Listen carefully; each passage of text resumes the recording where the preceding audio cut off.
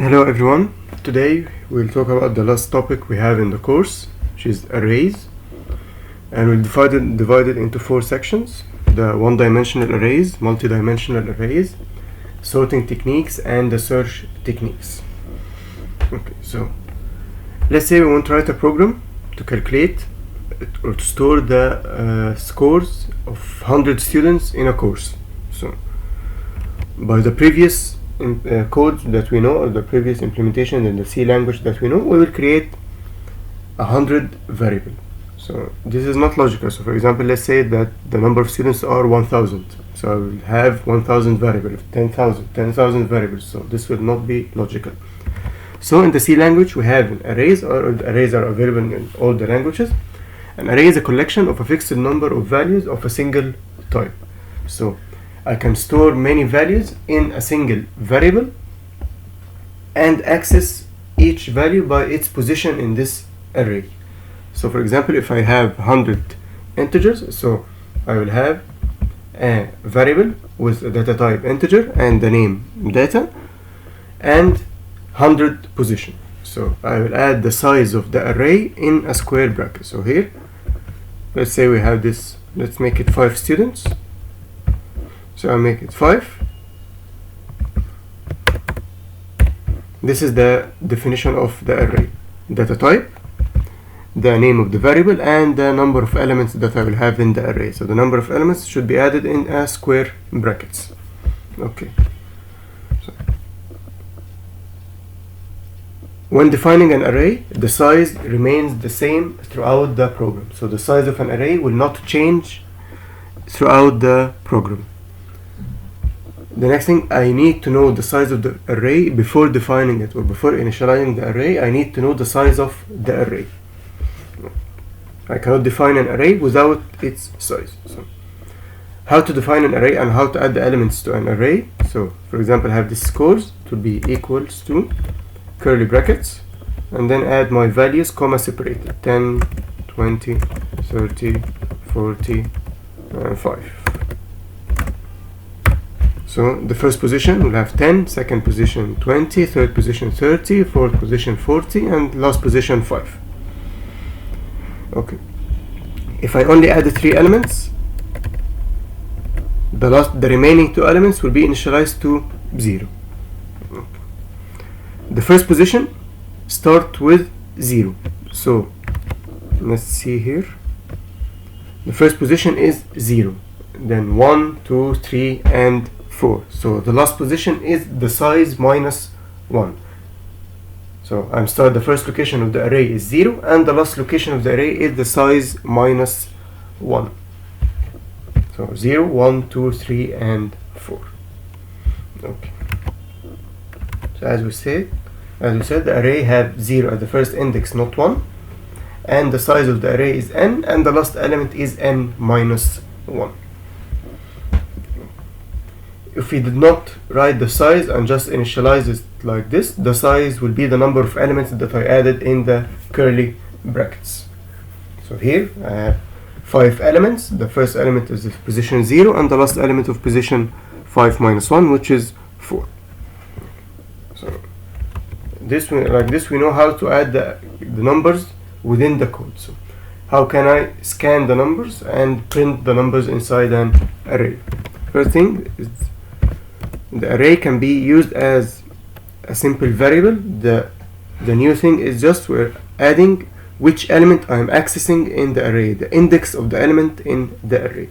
So for example, if I said scores of 1 is equals to 5, so this will change the second element 1. So this is the second element. It will change from 20 to 5. Okay. Then we need to know how to scan the elements in a loop. I already have it here. Just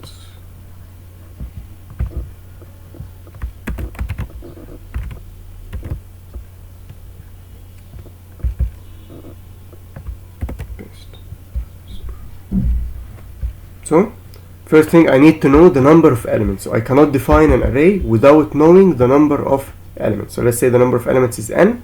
I cannot do this. So I cannot just take Control X and add this here. This will be wrong because n doesn't have a value. So I need to scan first the number of elements and then define the array with the number of elements. The loop, I will start from 0 till less than n.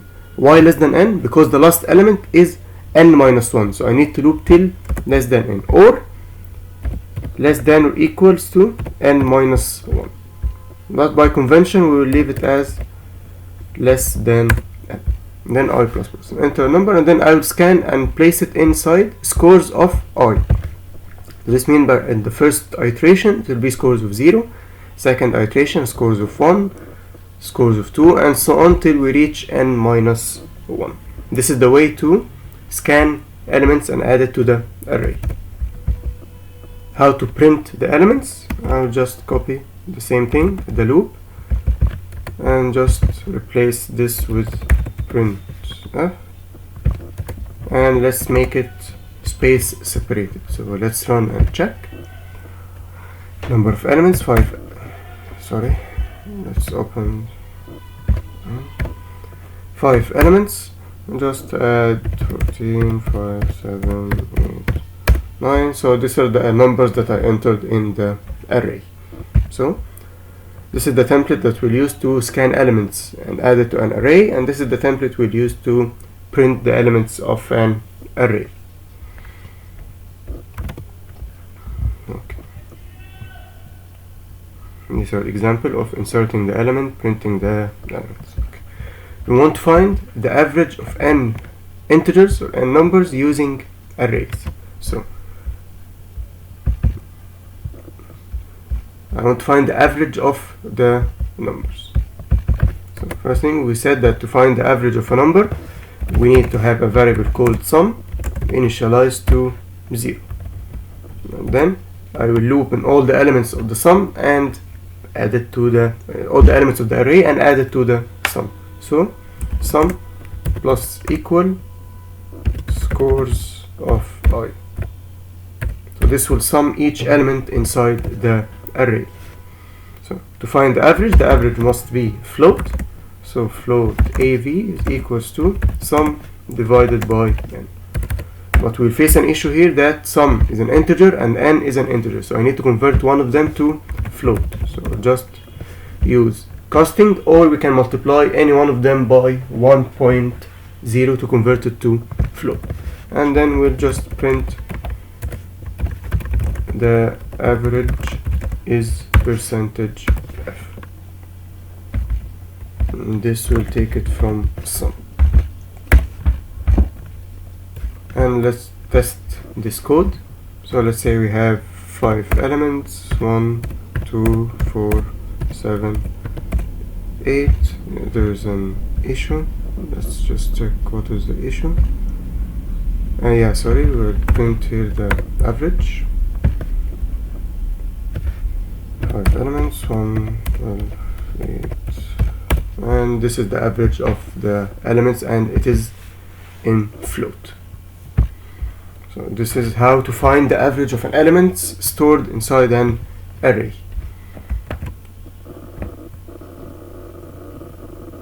We can also calculate the average as soon as we scan the number. So we can just take this and add it here, take the sum and add it here, and we don't need this for loop.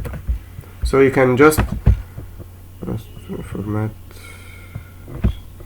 We can add the value to the sum as soon as we scan the value. If we run, you just take 5 numbers, 7.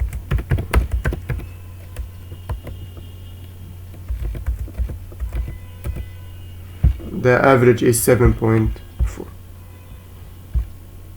So you can use the sum in the same loop as you scan the value, or in a separate loop. Okay. As we said, the first element is 0 and the last element is the size minus 1. Okay.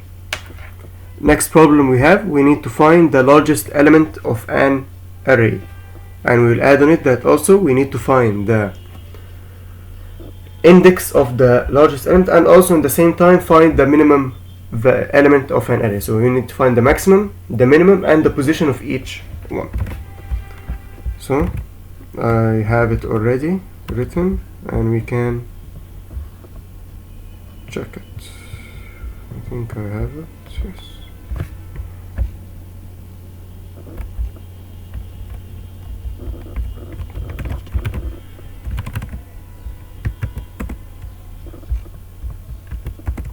Okay.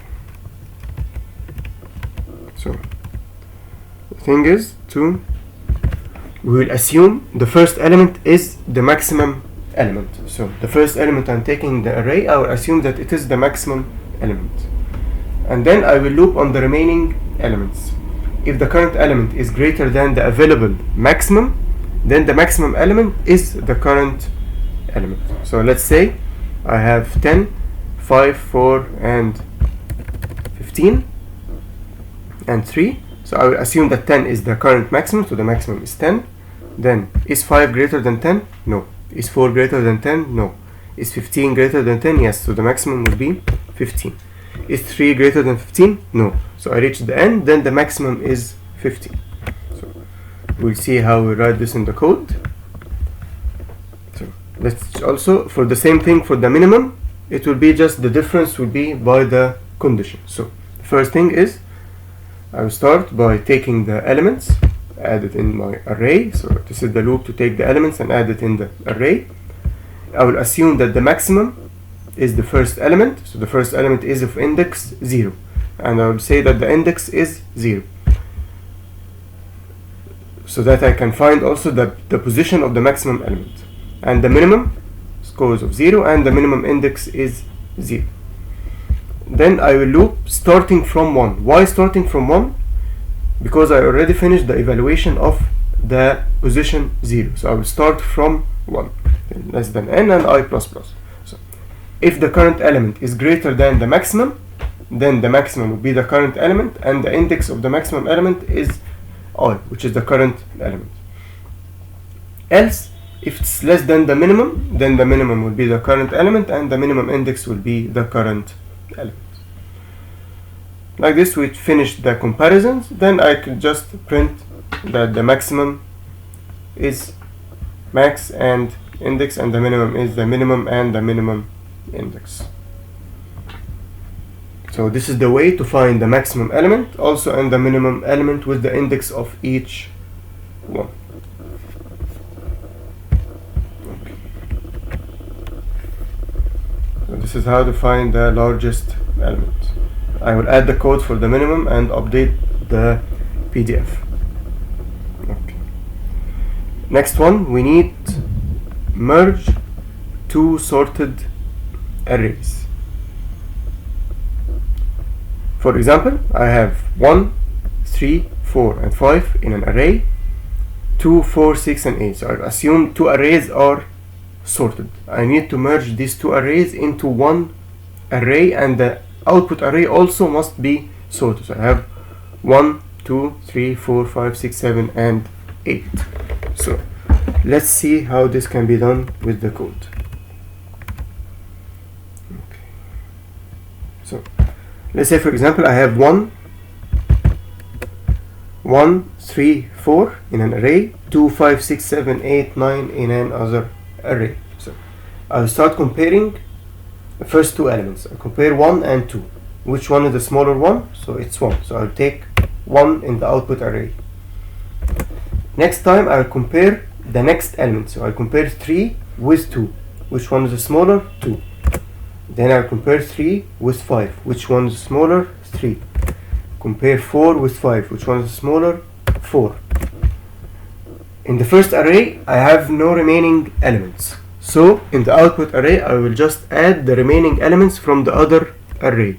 So it will be starting from 5 till 9. So this is how we get the two sorted arrays. Okay. Let's see the code and let's try to write it.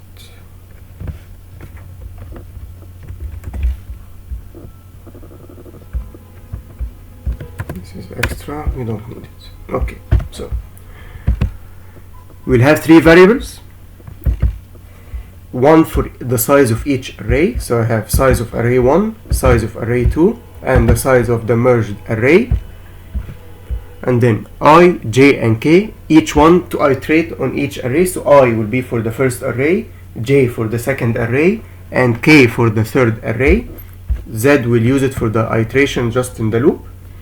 So take the first elements of the first array and then initialize the first array and loop to enter the elements of the first array, and then the same for the second array. Okay. What will be the size of the merged array? The merged array will have the elements of the first array and the elements of the second array. So it will be the sum of both arrays. So the size of the merged array is equals to size of array 1 plus size of array 2. Okay. Then we'll initialize the third array with its size. Okay.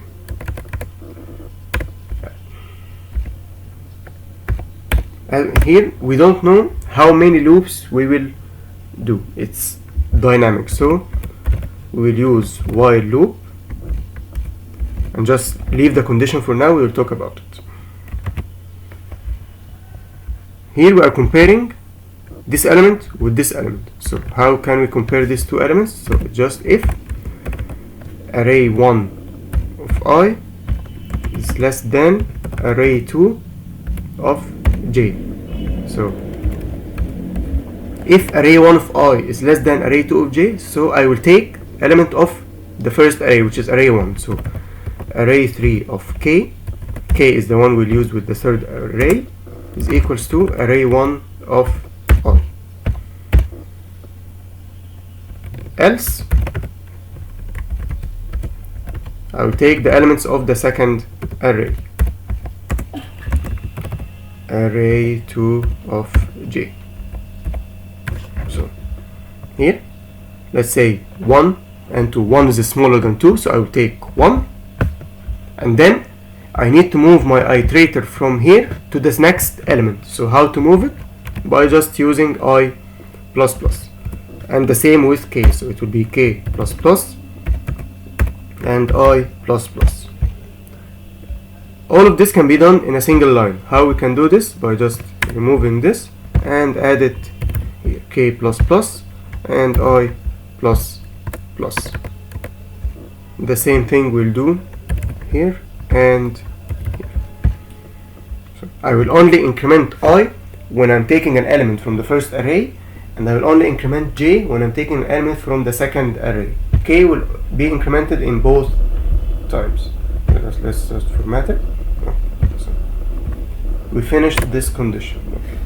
When we'll stop comparing the two arrays?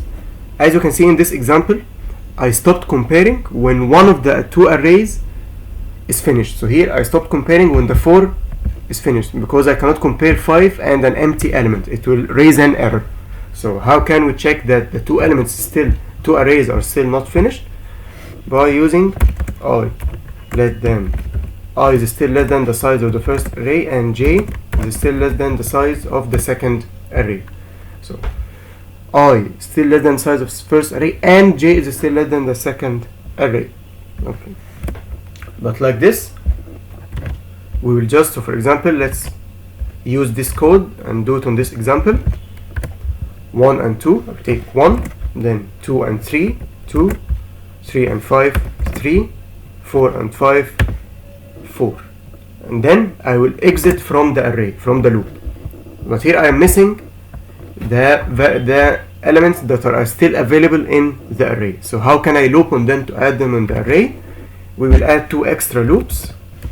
Let's just take them here because I already have them.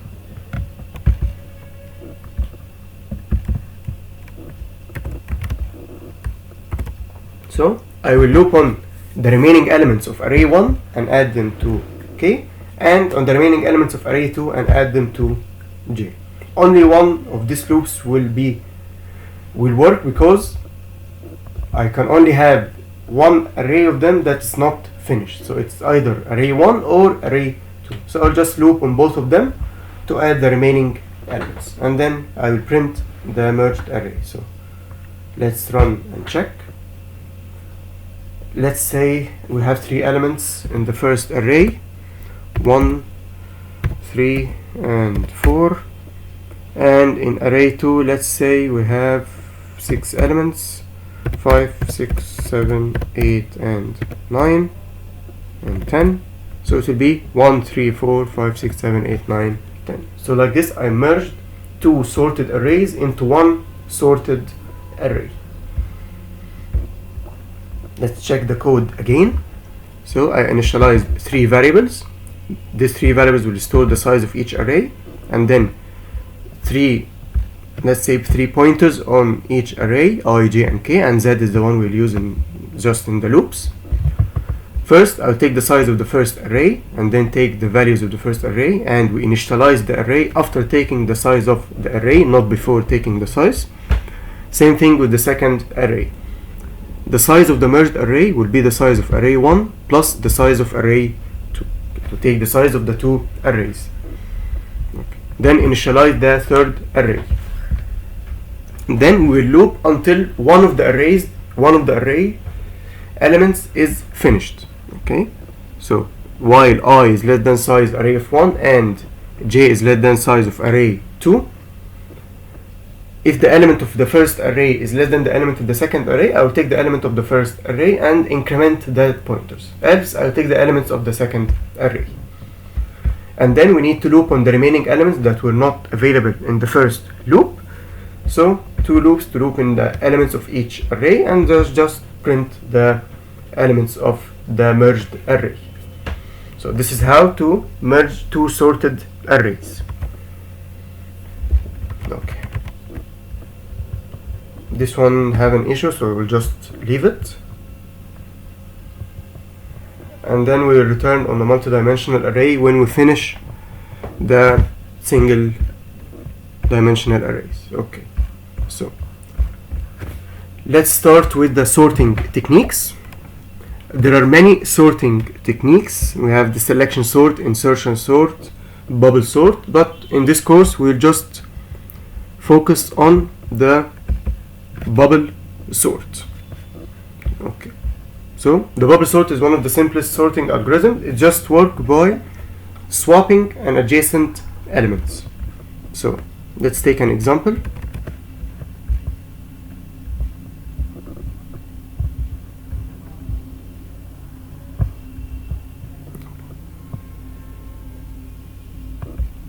So for example, I have 5, 1, let's write it again. So I have 5, 1, 4, 2 and 8. Okay, so I will start by comparing each 2 adjacent elements. So I'll compare 5 and 1. They are in wrong order, so I will swap each 2 elements. So it will be 1, 5, 4, 2 and 8. Next I'll compare 5 and 4. So they are in wrong position, so I will swap them, 1, 4, 5, 2 and 8. Then compare the 5 and 2, they are in wrong position, swap them, 1, 4, 2, 5 and 8. Then compare the 5 and 8, they are in correct position, so 1, leave it as it is, 1, 4, 2, 5 and 8. Like this I finished the first pass, but is the array sorted? No, so I need to loop on the elements again. So this is called the first pass, and then I will do the second pass. Start with the element, the last order that I have. So this is the second pass. And then 1 and 4, they are in correct order, so 1, 4, 2, 5 and 8. 4 and 2, wrong order, so swap them, 1, 2, 4, 5 and 8. 4 and 5, correct order, 1, 2, 4, 5 and 8. 5 and 8 in correct order, so 1, 2, 4, 5 and 8. Okay, the array is sorted, but to be sure we will need an extra pass. 1, 2, 4, 5, and 8. They are all in correct order, so none of the iterations will do anything. They will be as it is 1, 2, 4, 5, and 8. So, and like this, we have sorted the array. We can optimize this solution more. Let's check how we can optimize it. You can see here, in each pass, I will make sure that the last element is in its correct position. So in the first pass, I am sure that the last element is in its correct position. In the second pass, I am sure that the last two elements are in their correct position. In the third pass, I am sure that the last three elements are in their correct position, and so on. So let's see how we can do this by the code. Okay, I think we can already have it, so just to save time and format. Okay, so we'll start first thing by taking the elements of the array. First we take the number of the elements, scan it, and then define the array. And again, to make sure, we only define the array after we know the size of the elements or the size of the array, and then we scan each element. Okay. Ignore this sorted for now. First thing we'll do is the loop. I will loop from 0 till n minus 1. Why till n minus 1, not till n? Because I'm comparing two adjacent elements. So here I'm comparing 1 and 4, so and 4 and 2. So when I reach 8, I cannot compare it with the next element because there is no next element. So I'll just reach till 5, and when I reach 5, I'll compare it with the last element. So this is why we are reaching only n minus 1. So we'll check if array of I, if the current position is bigger than the next element, so we'll swap them. The swapping is we'll add an extra variable, store one of the elements in the extra variable, and then swap them.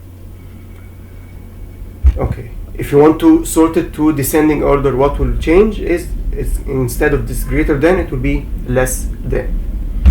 Okay, so this is the first pass. So I need to a second pass, a third pass, and a fourth pass until all the elements are sorted. How will I know that all the elements are sorted? As we checked here, is that I completed a pass without doing any swap, so without changing the position of any elements. How can I know this? By adding an extra variable called sorted. So I added a variable called sorted and initialize it with 0.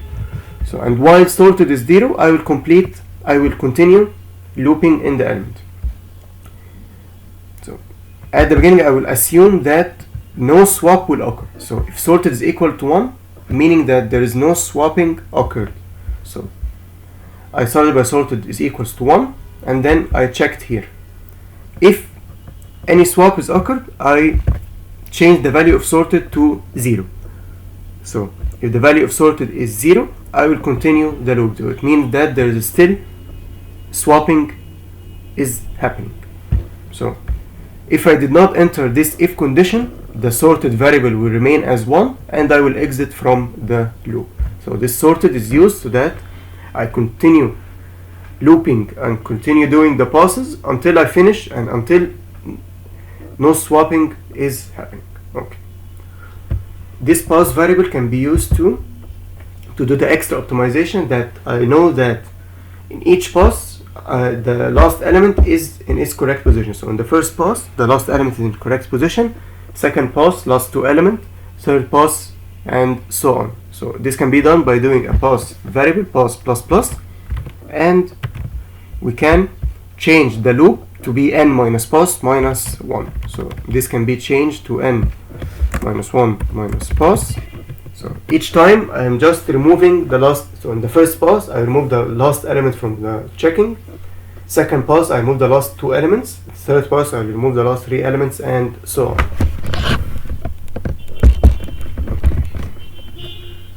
We can run this and check. Let's say we have 5 elements. 5, 4, 7, 1, 2.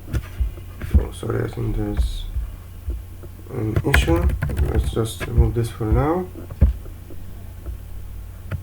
5 elements, 4, 2, 1, 5, and 7.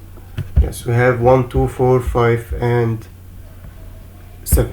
I think here there's just less than or equal be changed with the pass. I will also add it in the PDF and fix it. Okay. Next thing we have, as I said, there are many sorting techniques. You can check the other techniques, but we'll just focus on the bubble sort. Next thing we have the search techniques. Okay, we have two searching techniques, the linear search and the binary search. We'll start with the linear search. The linear search is checking each value in the array if it's the value I'm searching for or not. So let's say I have, this is my array, 3, 4, 6, 2, 1, 99, 32. This is my array and I want to find 6, or let's make 1. So I'll check, is 1 equals to 3? No. Is 1 equals to 4? No. Is 1 equals to 6? No. Is 2 equals to 1? No. Is 1 equal to 1? Yes. I will return the index of this element.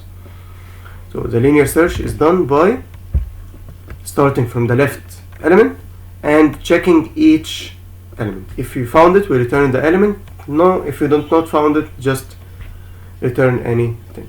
Okay, so let's see how we can do this. Also, if I found the element, do I need to check the next elements of the array? No, because I already found the element, so I don't need to check the next elements. So let's check how this can be done.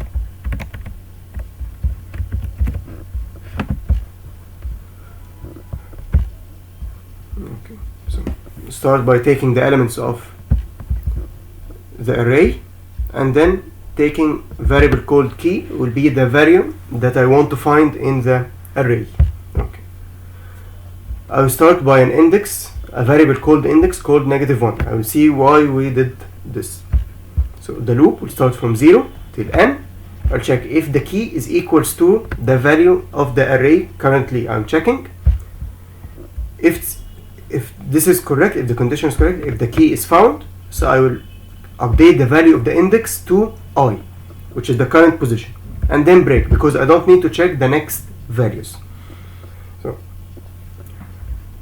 if the index remained -1, so this means that I did not find my value. So if index is equal to -1, so the value is not found.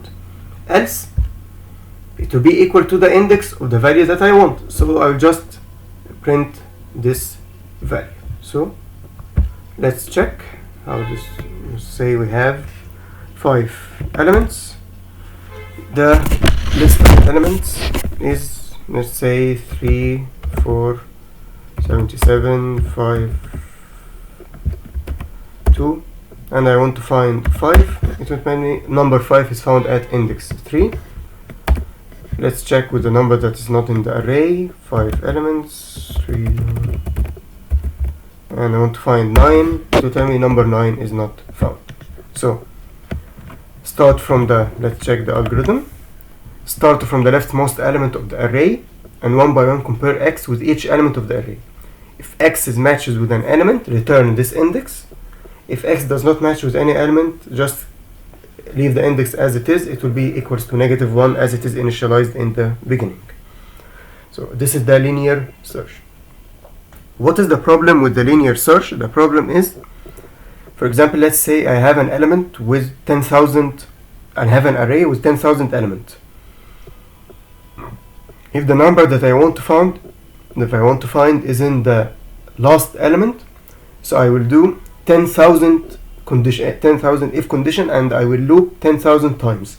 So this is time consuming. So programmers produced another way of searching called the binary search. The binary search, each time it divided the range that I'm checking into half. So each time it's halving the number of elements that I'm checking. So let's see how this is done. So for example, I have this array and I want to find 23. The first thing is binary search only works on a sorted array, so the array must be sorted.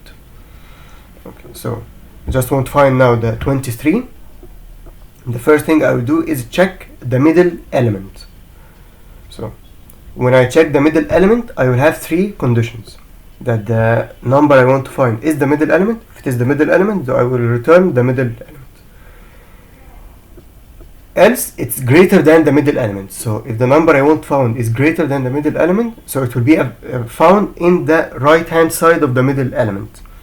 If it's not greater than the middle element, so the number that I want find is in the left hand side of the middle element. So here, let's check.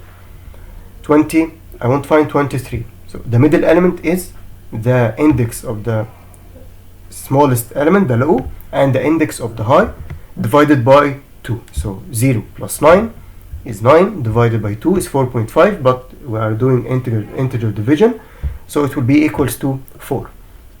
So the middle element is 16. So is 23 greater than 16? Yes. So the element is on the right hand side. So I will update the low to be middle plus 1, which means that the next time I will only check this part starting from the 23 till 91. So the next loop, the high is 9 and the low is now 5, which is the index of the middle plus 1. So 9 plus 5 is 14. 14 divided by 2 is 7. So the middle element is 56. Is 23 equals to 56? No. Is it greater than 56? No. So it's less than 56. So the number that I want is in the left hand side of 56. So I will update high to be middle minus 1. So the next time I will check only these two elements. So 5 plus 6 is 11. 11 divided by 2 will be 5. So I will check this element. So 23 is equal to 23, correct? So I will return 5. So this is how the binary search works. It just divides each time it divides the array into half. Okay, so let's check how this can be done in the code.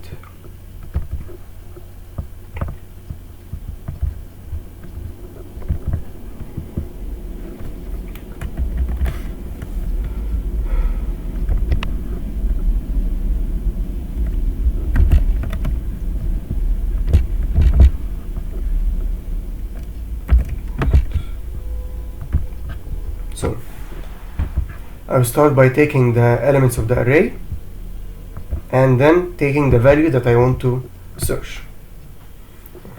I will need to know the low, the high, the middle. So the low, which is the leftmost element, the high, the rightmost element, and the middle, which we will calculate. And the same as in the previous search, we start by the index equals to -1. If it remains as -1, so the element is not found. If it's changed, then I found the element. So we'll keep the condition for now. So the middle will be equals to low plus high divided by 2. And as you can see, low plus high is inside the bracket. So I need to calculate first low plus high and then divide it by 2. If the element found in the middle is equal to my key, then I will just return so the index will be equals to the middle and I will break. So I don't need to continue checking.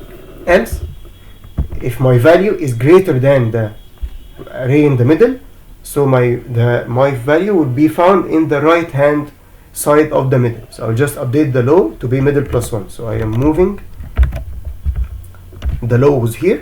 I'll just move it to here as my value is greater than the middle. And then else it will be high is equals to, so here I will just move the high is equals to the middle minus 1. So the high was here 9, so it will be equals to 6. So here this will be middle minus 1. Okay, so this will continue until as the low is less than or equals to high. So it means that the low did not overlap the high. If the low overlapped the high, so it means that I finished the elements of the array. So until low is still greater than or equal to high, so I still have elements to check. Okay, so let's run to check. So we have 5 elements, 1, 2, 3, 5, 8, and I want to find 6. 6 is not found. Let's say elements 1, 2, 3, 4, 5, and I want to find 3. 3 is found at index 2.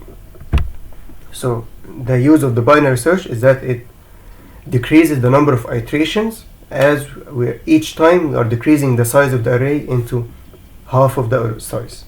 Each time I'm halving the size of the range, or the range that I'm checking in the array. Okay. So compare x with the middle element. If x matches with the middle element, we return the middle index. Else, if x is greater than the mid element, then x can only lie in the right half subarray after the middle element. So we use the right half. Else, we use the left half. Okay. Next thing, so like this we finished the single dimensional array, or the one dimensional array. Now we'll see the multi-dimensional arrays. Multi-dimensional arrays can be 2-dimensional, 3-dimensional, or 4-dimensional, but we'll just concern about the 2-dimensional arrays. 2-dimensional arrays can be visualized as the matrix. So a matrix is a 2-dimensional array. So for any 2-dimensional array, we need the number of rows and the number of columns. The same as the 1-dimensional array, here also we start from 0 until size -1. So for example, we have 3 rows and 4 columns. We'll define it by square. The first one is the number of rows, the second one is the number of columns. So it will be started from 0. So I have 3 rows, so row 0, row 1, and row 2. I have 4 columns, so column 0, 1, 2, and 3. This element is in row 0 and column 0, row 0, column 1, row 0, column 2, row 0 and column 3, row 1 and column 0, 1 and 1, 1 and 2, 1 and 3, and so on. Okay. This is how we can initialize the array inside the code by predefined values. So let's see it here first. So I have 3 rows, each row inside a curly bracket and separated by comma. And for each row I have 4 elements, which means each row 3 rows and 4 columns. We can also define this in a different way by all of them in a single line. Code blocks or the compiler will know that as I wrote 3 and 4, so I mean that each row I have 4 elements. So it will take this first row, second row, third row, and so on. Okay, so now we want to solve this problem, that I have an array, a 2-dimensional array, and I want to find the sum of the sum of each row and the sum of each column. So I need sum of row 1, row 2, row 3, sum of column 1, column 2, column 3, and so on. Okay, so let's see first how we can scan the element. I think I already have it here.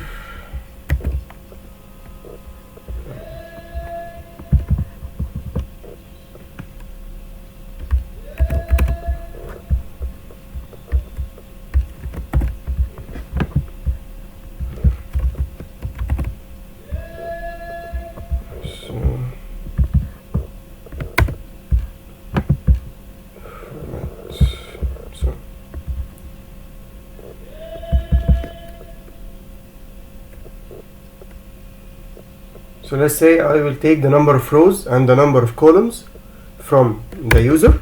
So I took the m is the number of rows and n is the number of columns. Then I will define my array. So int array m and n.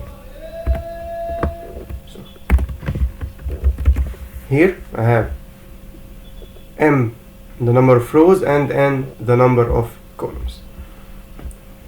We will need a nested loop to scan the elements inside the array. So the outer loop will be looping on the rows, and the inner loop will loop on the columns. So for I equal to 0, I less than m, plus plus I or I plus plus, it is the same. So this is just so that you know that I plus plus or plus plus I in this case is the same.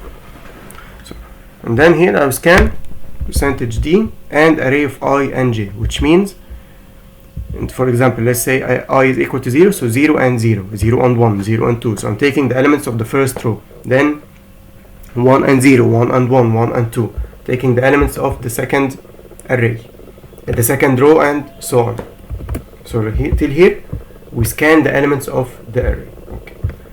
To find the sum, what will I need? First, I will need a variable called sum started by 0. So here,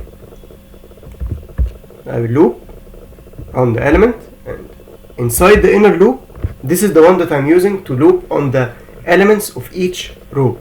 So I will just sum the element of each row inside this loop. And here I want to print the sum of row. Let's make it as in the example. Sum of row percentage d is percentage d, and this will be I plus 1. Because I need it to be row 1, row 2, row 3. So why did I add here sum is equal to 0? Because in the next array or in the next row, I need the sum variable to be reinitialized again to 0. So I will just add sum equal to 0. You can add it here, or you can add it here. The two positions are correct, but it's better to just add it here. So sum is equal to 0. Why I am doing sum equals to 0? Because I need to reinitialize it again to 0 so that the next sum of the next row is correct.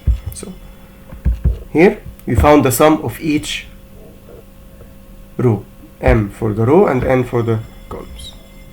Okay, maybe just change it to rows so that you are not confused.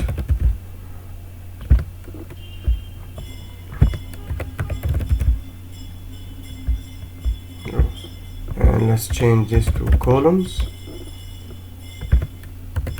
Columns.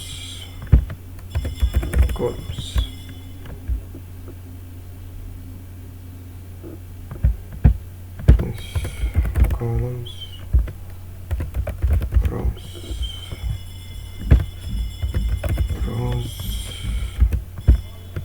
and columns. So that you're not confused. So we have the rows and the columns. Okay. After we found the sum of each row, now we want to find the sum of each column. You can also just add sum equals to 0 here. We don't need this. Okay. Sum of column percentage d and this plus 1. Okay. Here I will reverse the loops, because here I am looping on each row first, but here I want to loop on each column first. So the first loop will be on the columns and the second loop will be on the row. This also can be plus plus or plus plus. It's the same, plus plus I or plus plus j or j plus plus or I plus plus. It is the same in this condition. So here I'm looping first on the columns and then on the rows. So it means here I and j. So it means column, if the column is equal to 0, so this one will remain 0 and this one will change. So 1 and 0, 2 and 0, 3 and 0, 4 and 0, 5 and 0. So I'm finishing the first column. Then 1 and 1, 2 and 1, 3 and 1, 4 and 1. So I'm finishing the second column and so on. And this return 0.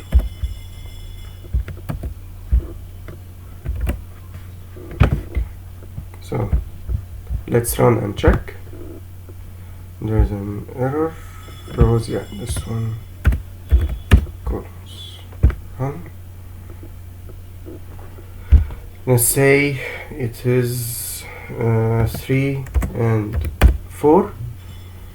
Okay, so we have 1, 2, 3, 4, 5, 6, 7, 8, 9, 10, and 12. So we have first row is 10, 26, and 42. Check. 10, 26, and 42. 15, 18, 21, and 24. So this is how we can calculate the sum of each row and the sum of each column. So let's check if there's anything missing. No. Okay. So the most important things that you need to remember when dealing with arrays, we start with the first index, or the first position is 0. The last index is the size minus 1. We need to know the size of the array before defining the array. So you must know the size of the array before defining the array.